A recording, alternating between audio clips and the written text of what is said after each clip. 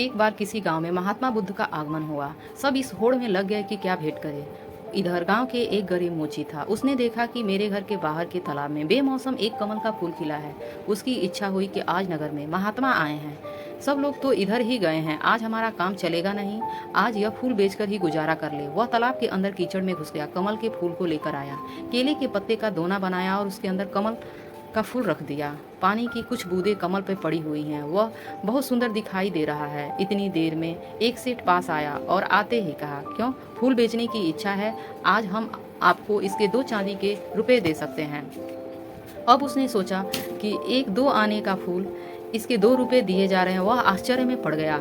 इतनी देर में नगर सेठ आया। उसने कहा, भाई फूल बहुत अच्छा है, यह फूल हमें दे दो, हम इसके 10 चांदी के सिक्के दे सकते हैं। मोची ने सोचा, इतना कीमती है यह फूल? अगर सेठ ने मोची को सोच में पड़े देखकर कहा कि अगर पैसे कम हो तो ज़्यादा पैसे दिए जा सकते हैं। मोची ने सोचा, क्या बहुत कीमती है यह फूल? नगर सेठ ने कहा, मेरी इच्छा है कि मैं महात्मा के चरणों में यह फूल रखूं, इसलिए इसकी कीमत लगने लगी है।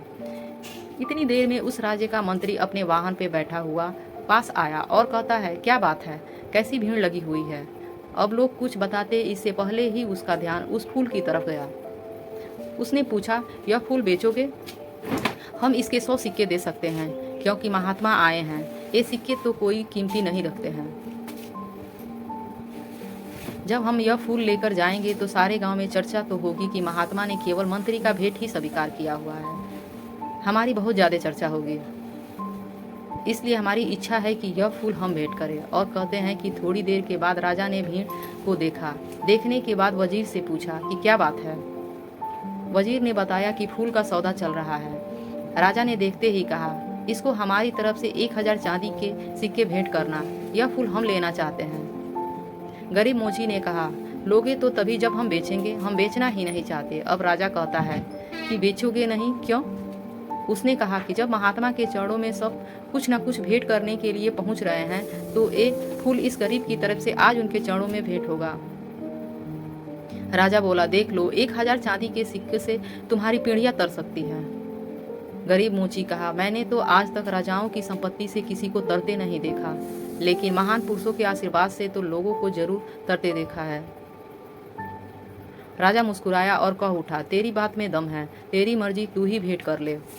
अब राजा तो उस उद्यान में चला गया जहाँ महात्मा ठहरे हुए थे, और बहुत जल्दी चर्चा महात्मा के कानों तक भी पहुँच गई कि आज कोई आदमी फूल लेकर आ रहा है जिसकी कीमत बहुत लगी है। वह गरीब आदमी है, इसलिए फूल बेचने निकला था कि उसका गुजारा होता। जैसे ही वह गरीब मोची फूल लेकर पहुंचा तो शिष्यों ने महात्मा से कहा कि वह व्यक्ति आ गया है।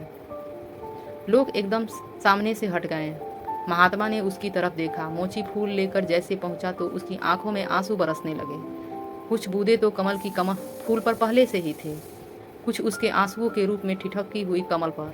रोते हुए उसने कहा, सबने बहुत बहुत कीमती चीज़ आपके चरणों में भेंट की है, लेकिन इस गरीब के पास यह कमल का फूल और जन्म जन्मांतरों के पाप जो जैसे किए हैं उसके आंसू आंखों में भरे पड़े हैं, उनको आज आपके चरणों में चढ़ाने आया हूँ।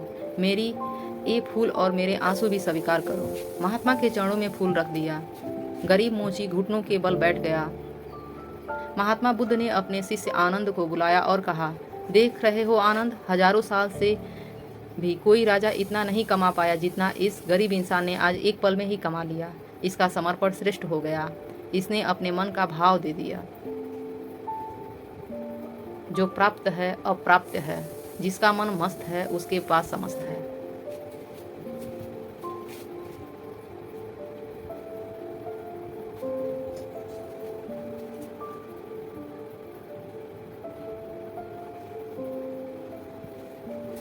आप भी ये वीडियो अपने परिवार और अपने दोस्तों को शेयर कर सकते हैं।